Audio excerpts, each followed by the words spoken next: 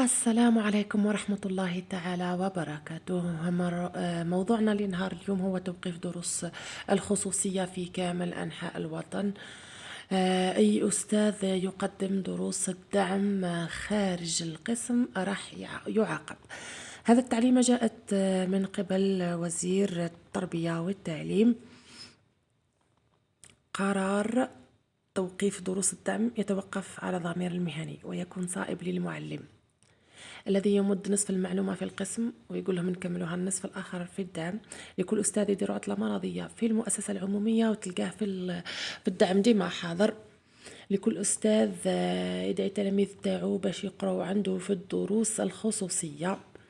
لكل أستاذ نفس الأستاذ اللي يقري في المدرسة التلميذ يقول لك ما فهمتش في الدعم يقول لك فهمت. لكل أستاذ يقدم نفس الموضوع الاختبار في الدعم، والتلميذ اللي يخلص يدي مليح واللي ما يخلصش ما يديش مليح.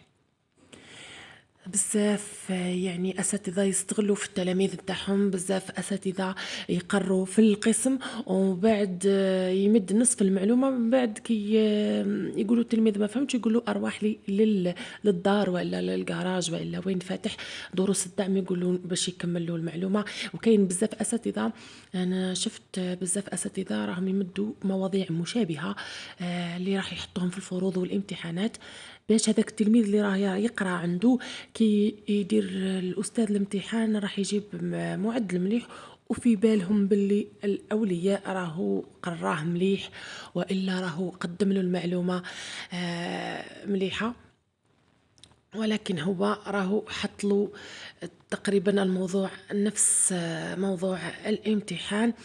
استغلالية والله بزاف ناس زوالية وما قدروش يخلصوا هذا الدروس الدعم. ولادهم ضاعوا ما يقراوش مليح، واللي عنده راهو يقرا مليح. تسمى ولا التعليم نتاعنا مادة، ما ولاش قراية كيما بكري.